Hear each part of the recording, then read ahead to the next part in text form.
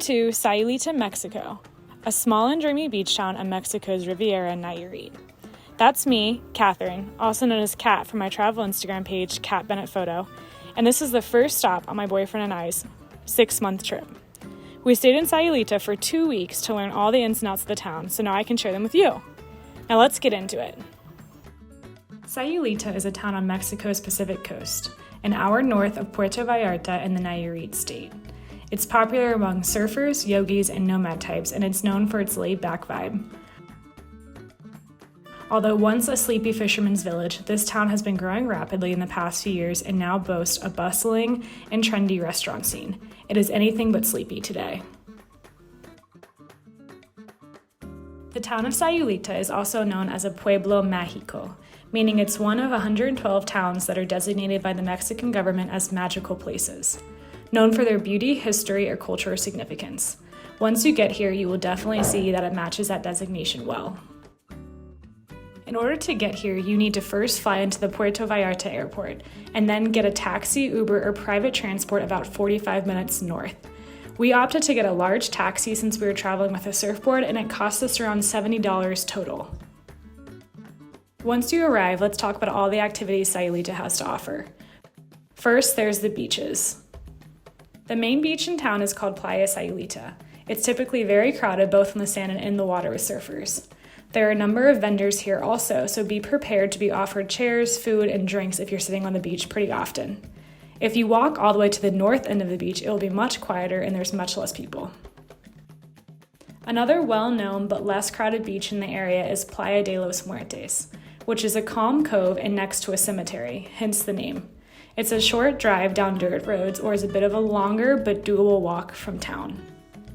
One of our favorite beaches near town ended up being Playa Caricitos. It's also a short drive from town or a bit of a farther walk. It's much less crowded than Sayulita's main beach, but be warned, the currents can be strong here. You can also hike to a beach called Playa Malpaso, which is north of Playa Sayulita. This beach looks stunning and it's very secluded. It was very high on my list of beaches to visit while in Sayulita. However, after doing some Google research, we read recent reviews online saying a number of beachgoers had been robbed when they left their belongings to go into the water briefly. Apparently, sometimes robbers hide out in the woods here even if it looks like you're at the beach alone.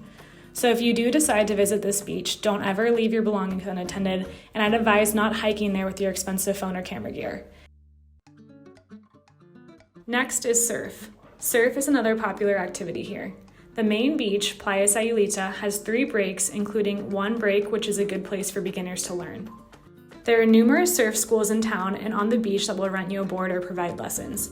We rented boards from both Luna Azul and Wild Neck Surf School with good experiences at both places. They had lockers or a place to put your belongings during the rental as well. If you want to escape the crowds of the main surf beach, you can also venture out by car or even boat to some of the other spots in the surrounding area. The first and easiest to get to is San Pancho to the north. Actually, a number of travelers opt to stay here for a bit of a quieter and more local town. There's a good restaurant scene and a number of cool hotels here as well, but it's definitely quieter than Sayulita, which could be a good thing if that's what you're looking for. It has a beach break along its main beach in town. It can be rocky and is geared more towards an intermediate surf crowd. Our favorite spot was called La Lancha and located in Punta Mita, south of Sayulita. We rented a car in order to access these more secluded surf spots and drove about 25 minutes to this one. Once arriving, you also have to make a 10 to 15 minute hike with your board along a path to get to the beach.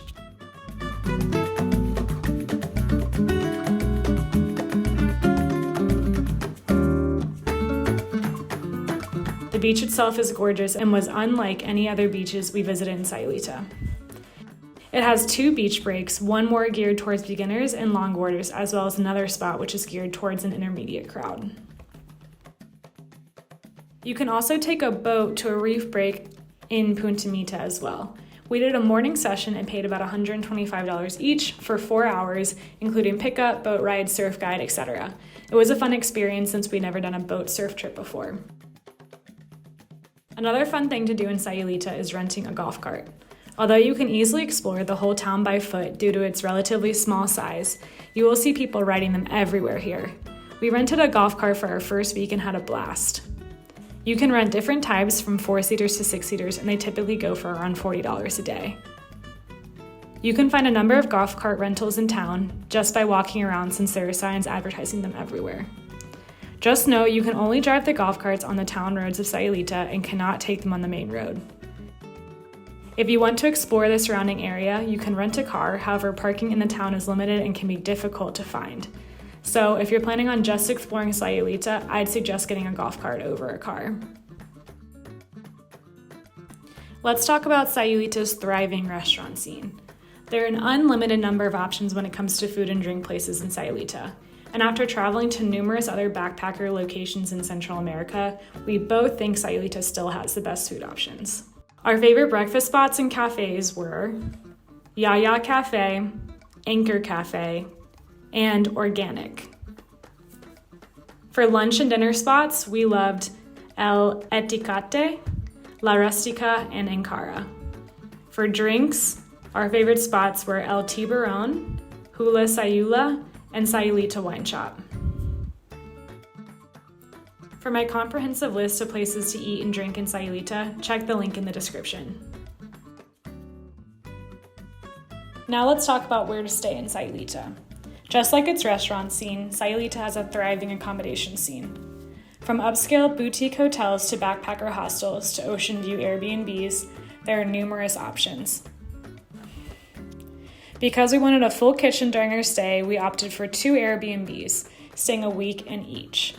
I didn't get any video of our first, but here's a short tour of our second Airbnb.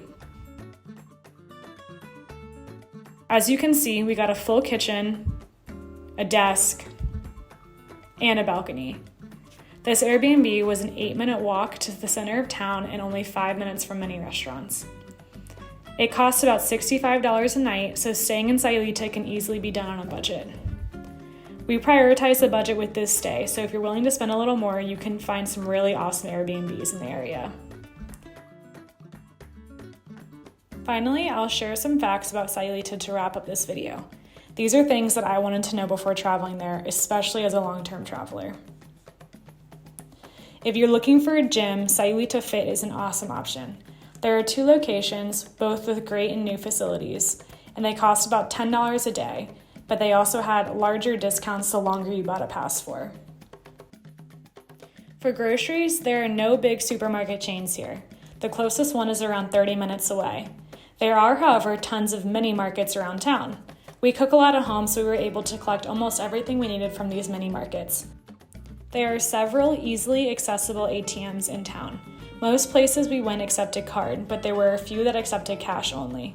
So I would be prepared to get some pesos out at the airport for the taxi ride to town, but you can also easily get more throughout your stay at the ATMs. And that's all on Sayulita. This little town really blew us away. It definitely has a thriving tourism business, so don't expect to be the only travelers there, especially if you're going around the holidays. But we still really enjoyed our time here and we'll definitely be back.